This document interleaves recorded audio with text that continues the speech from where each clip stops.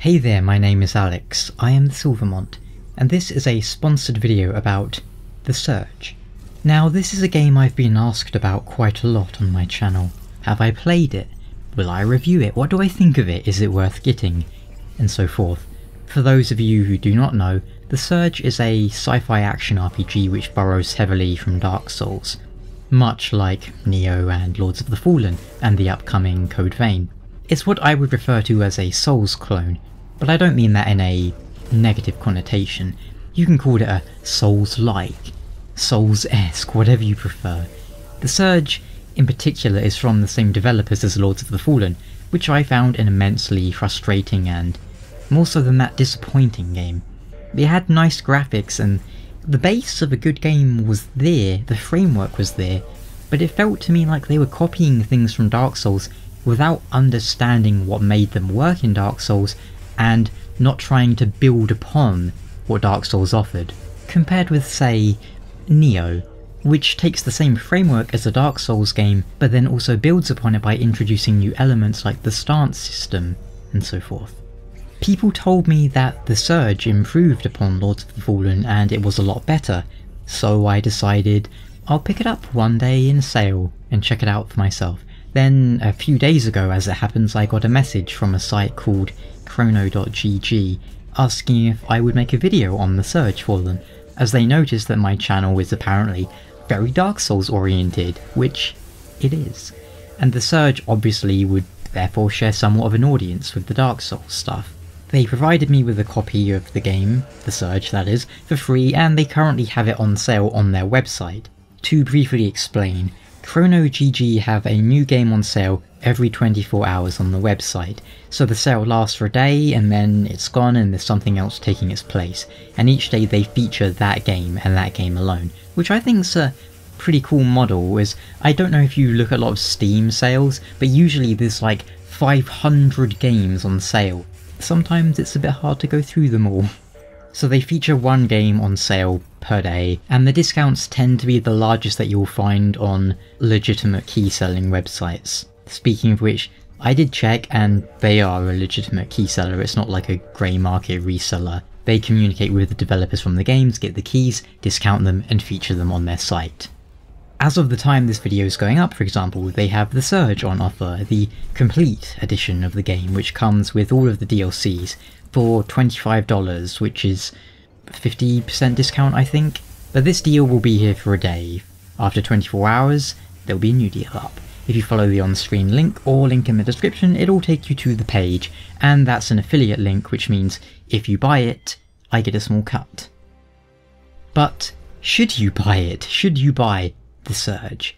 Well, the overall feel of the game is quite similar to Lords of the Fallen when it comes to combat, which I felt was a little too, I hesitate to say floaty, but there's an element here that feels imprecise. Movements are not sharp and quick like in Dark Souls or Nioh. There's a wind up and a wind down to your animations, which favours a more realistic approach. The best way I can think to compare it is, compare rolling in Dark Souls with rolling in real life. Rolling in Dark Souls is almost impossibly fast. The characters basically do a forward somersault with gymnastic perfection, you know? Now that feels great in a video game because it's sharp, it's responsive and it's fast, but it's not super realistic, so I feel like Lords of the Fallen and The Surge went for a more realistic but yet also kind of frustrating approach there. But it's very subjective there. You won't be cancelling attacks with evades for the most part, as you can in Dark Souls, cutting short their recovery frames. When you attack, your attacks do have quite a long wind up to the swing, even on the fastest ones.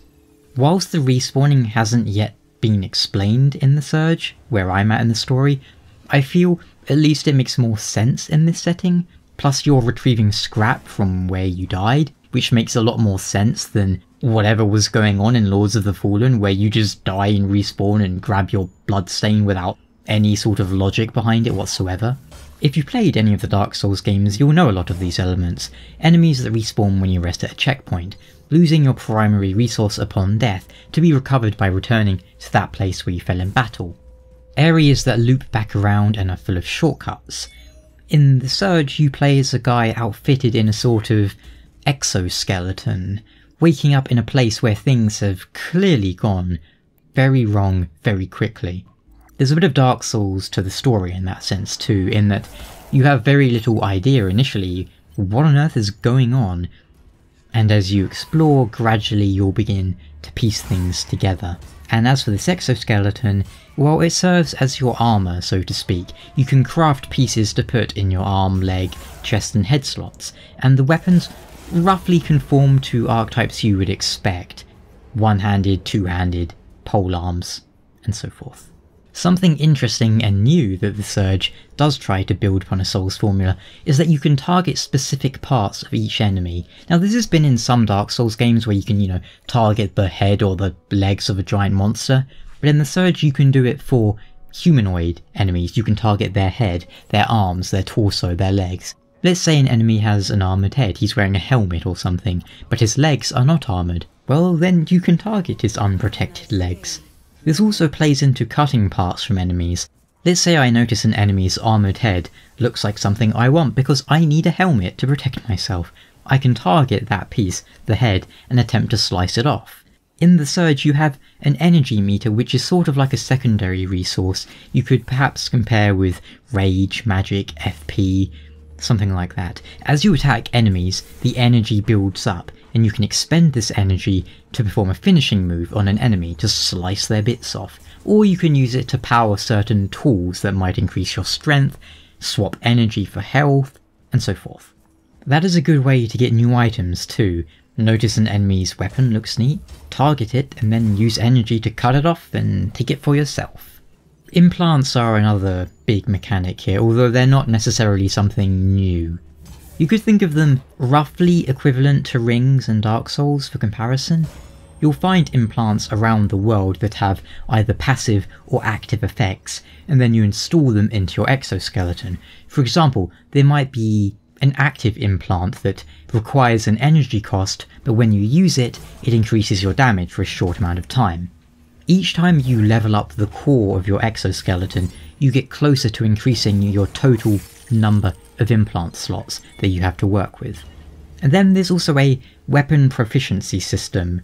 The more you use a weapon, the more proficiency with it you will gain. You could compare that a little bit to the Elder Scrolls way of doing things, I suppose. As for what it does, I believe it determines your weapon scaling or increases scaling. Either way, it's a system that rewards you for sticking to your favoured weapon type. I'm not sure if that's a good thing or not, as it might keep you from experimenting as much as you might otherwise. Graphically, the game's got a sort of grungy sci-fi look going on. Near future sci-fi, shall we say. And the visuals are quite nice, and the game runs just fine on my system, but that's obviously something that's going to vary system to system. And of course this is the PC version of the game, I should point out. One thing I don't usually bring up, but I feel like mentioning here, this game was comparatively tiny to download. Something like 7 GB, which feels insane in this day and age where we have games that reach like 100 GB. I'm a fan of that. I would be a huge fan of that if this was before my internet upgraded and I was still on snail speeds, where even 7 GB would take me like 7 hours to download. But if you have limited space, that's really something to consider. Should you buy it? That's a tough question. It will depend on you. How much do you want another Dark Souls style game? Does the sci-fi setting appeal to you? Can you adapt to a game with a slower, more methodical feeling to the combat? Speed-wise, it's more like Dark Souls 2 than Nioh or Bloodborne. You'll have to adapt to the wind-up animations. So far though, I like it a lot more than Lords of the Fallen, as my #1 complaint with that game was that it felt completely uninspired. The clunky controls I could adapt to and get used to, like say Resident Evil 4 and 5, those feel a bit weird if you go from Gears of War to Resident Evil, but I can adapt. What I couldn't really deal with in Lords of the Fallen was just how generic and uninspired everything was. I honestly couldn't tell you the story to that game, and it's only been a few years. I remember the main character was called Harkin, but that's about it. The Surge yeah, it feels like there's some inspiration behind it, and I like that. It hasn't hooked me yet like Nioh did, but I'm curious enough to keep playing, and I think I would agree that it does improve upon Lords of the Fallen quite a lot, but I still prefer a game with a less realistic but more responsive combat system. I'll take Ninja Gaiden over The Witcher any day. And when it comes to combat in these Souls clone style games, well, I think Nioh is the king of that. Either way, thank you so much for watching. If you do pick it up, let me know what you think of it down in the comments. And whilst The Surge is only on sale on Chrono for the rest of today, 24 hours from when this video went up, that affiliate link will continue to work. And you can get free games on there too now and then, I believe. But until next time, thanks again for watching, take care, ciao.